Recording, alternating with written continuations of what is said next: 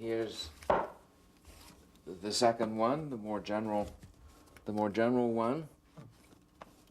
And here's its French translation, which made the big splash in France.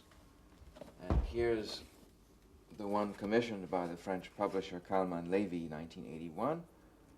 I discovered this, and I thought that I had a more authentic view of what Vichy had been like, and that the French view, which was that Vichy was passive and defensive, was a dodge, was a cover-up, and so I wanted to get this published. So I wrote a second book. My first book about the officers had not been noticed in France. The second book was a general account of Vichy according to this interpretation, and I had the good fortune to be translated. And the book was a great scandal. It outraged a lot of people. It rather convinced some people, and bit by bit, gradually, it has become accepted by the historical profession. It's taught in the schools.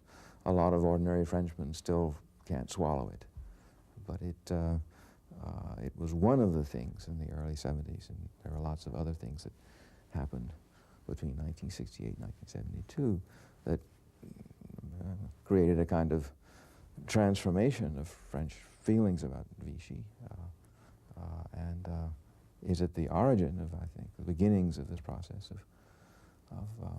that's led to the war crimes trials of Bousquet. That didn't happen because he was assassinated, and then of Touvier, which happened, and now it's going to happen with Papon.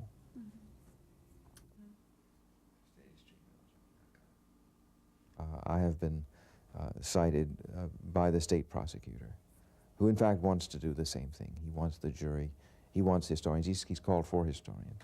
He wants them to explain to the jury the general background of the case, what Vichy's policy toward the Jews was, how the French administration, how the Vichy French administration became involved in anti-Semitic acts of its own first, and how those in turn played into the German policies later. That's, in very general terms, is why I and other historians have been called to testify in that trial. His trial was start, or his the whole case?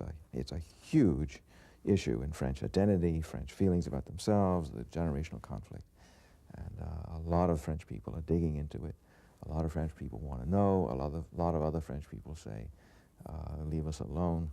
It's an area of conflict now, and very, very active self-searching is going